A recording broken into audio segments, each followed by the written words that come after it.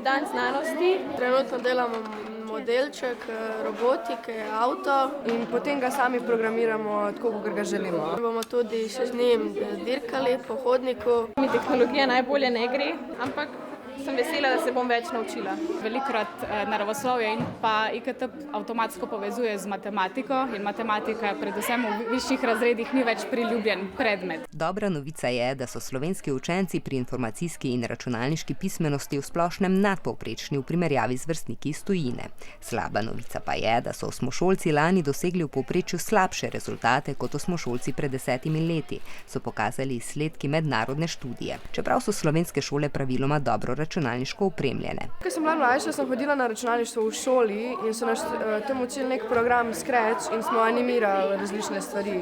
V šoli bolj redko uporabljamo računalnike, jih pa večinoma doma, kakšne naloge. Meni gre zelo dobro računalništvo, najbolj tudi zaradi tega, ker imam moja oči službo povezano z računalništvom. Ko sem bila mlajša, je on pač veliko uporabil te računalnike in me je tu zraven naučil. Kakšen Google ali pa Armes, učilnice. PowerPoint ali Word.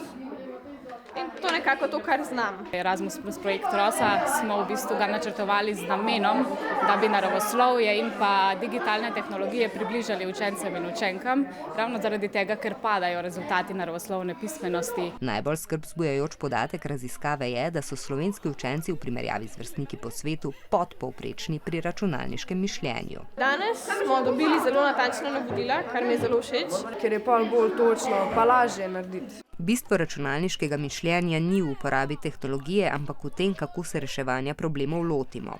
Naprimer tako, da ga razdelimo na več manjših, pomislimo, ali smo se s čim podobnim že srečali, izločimo nepomembne podrobnosti, si zastavimo posamezne korake dela in preverimo, ali tako pridemo do cilja. Pri testu ne moš razmišljati, kaj je pravilno, ker učiteljica ti ne sme povedati. Skratka, to je način razmišljanja, ki ga lahko na Ministrstvu za vzgojo in izobraževanje uporabijo pri oblikovanju napovedanih ukrepov za izboljšanje razmer na področju računalniške in informacijske pismenosti mladih.